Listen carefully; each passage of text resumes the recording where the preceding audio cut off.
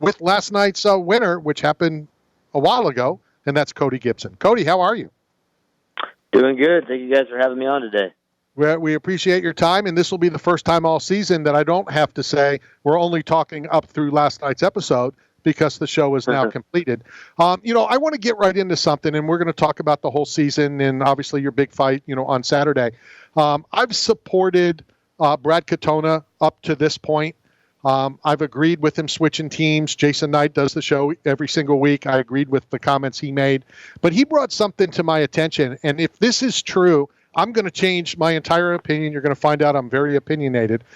He believes, after watching the fight last night, and I asked him about the first 3 leg kicks, and he said that he believes that Brad Katona told them on the other team that you were injured. Do you believe that?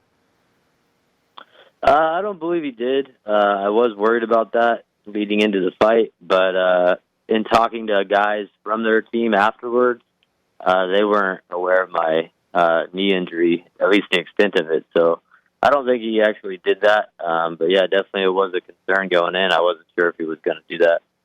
Okay. Well, I mean, I feel better about that. I'm very outspoken, right, wrong, and all that. And I think that would be crap if he did. And if you believe that he didn't, then that's obviously what I'm going to go with.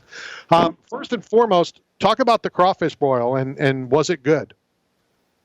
Oh, yeah. I never had a crawfish boil, and it was a little bit weird at first because I'd never, sucked the head of a crawfish like that.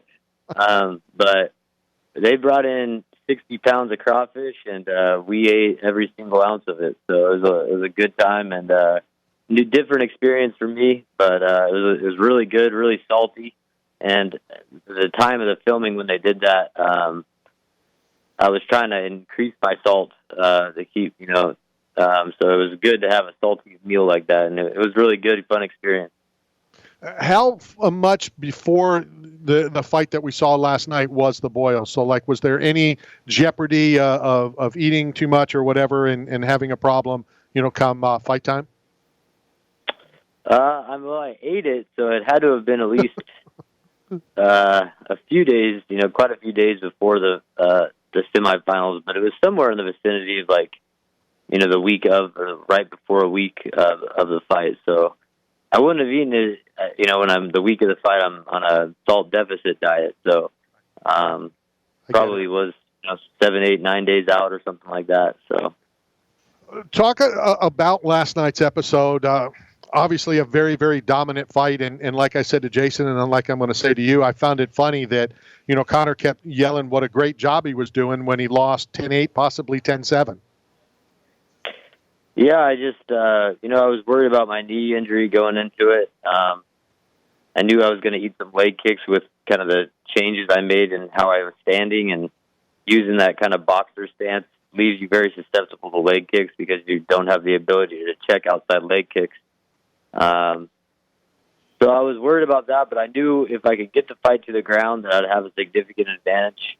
And so luckily he tried a technique that he stumbled on, and I was able to capitalize and, do what I knew I could do, which was take the back, put the body triangle on, and go to work. And it was funny because the submission that I had told Michael Chandler and the rest of the coaches that I thought was available to me against Rico was the submission that ended up being available, and was able to slap it on and couldn't even get completely to the right side for that submission. I needed the cage was in my way.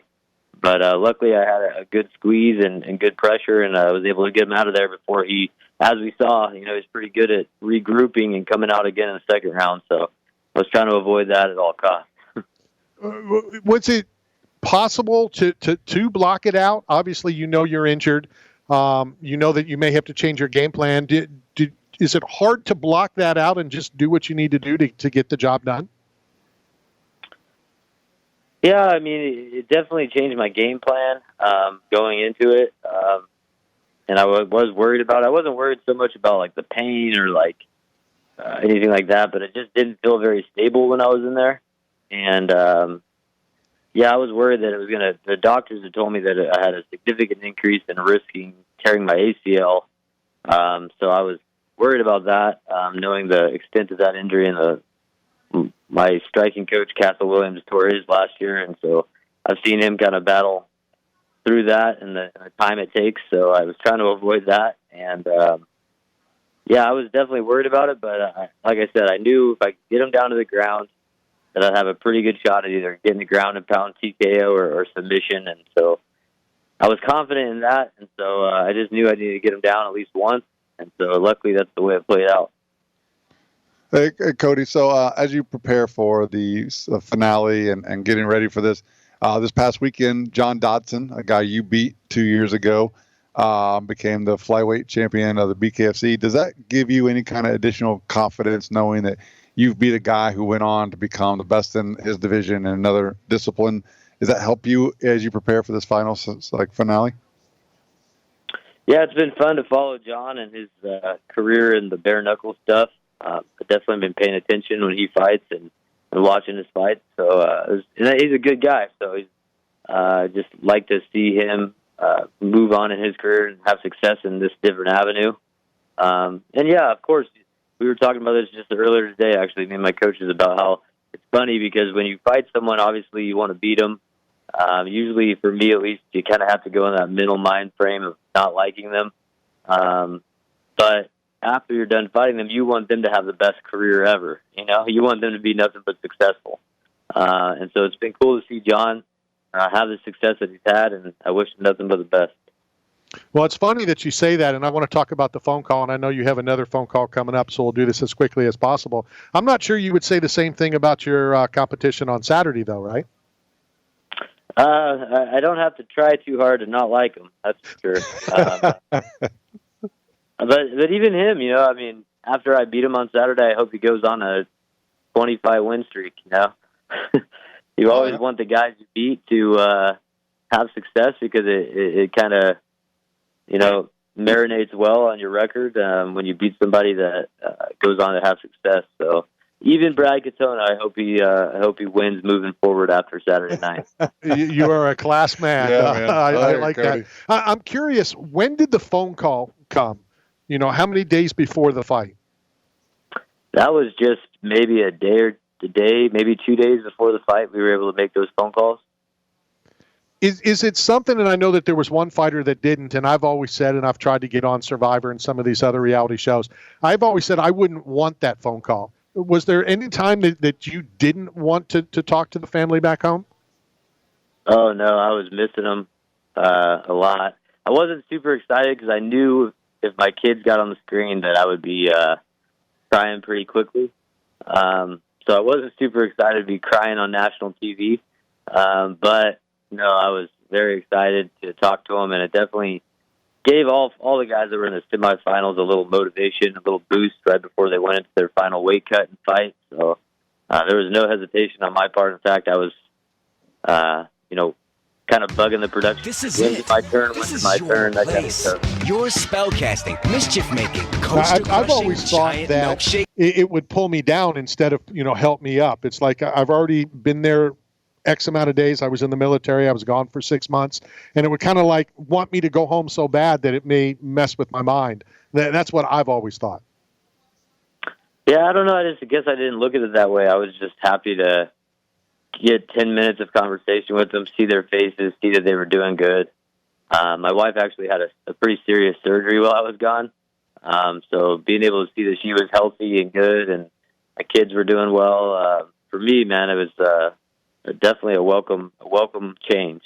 Yeah, that definitely makes sense. Real quickly, let's talk about this Saturday, UFC 292, the finale for all four Michael Chandler members. So, talk about the coaching staff, and I know you did that last night, and then let's talk about the fight versus Brad Katona. Oh, yeah, man. Michael Chandler and the guys that he brought as the coaching staff of the show were just I've really felt like they went above and beyond for us in a lot of ways and, provided us with the best opportunity to be successful. And, we're more concerned with building relationships with us and putting us in the right mental mind state than necessarily the X's and O's of fighting. Not that we didn't work on those things, but, we all know how to fight. So it was, a lot of the time it's the mental side of things that can be the determining factor in a fight. And they really made us feel like a team. They made us feel like we were a unit, and we all had the same goal in mind. And so I was very excited. In retrospect, the whole experience, feel very fortunate to have been on his team. And I'm excited. Saturday night is going to be a fun night. I mean, I get to kick off the ESPN portion of the show, so I'm hoping to kick it off with a bang and go out. And I'm looking for the trifecta. I had 2 first-round finishes on the show. I don't know if it's ever been done before, but I'd like to get a third and complete the trifecta, win this show, and remind guys in the bantamweight division in the UFC who I am and what I'm all about. Final question for you. Have you ever done a 30-minute plus ice bath? No, that was insane. I mean, their skin looked like they needed to go to the hospital after it was over, to be honest with you. It was a little nerve-wracking. Like they were hurting. So, yeah, that was kind of crazy how long that all took. And luckily they were okay. But, yeah, I was definitely – I'm a 5 minutes tops in the ice bath kind of guy.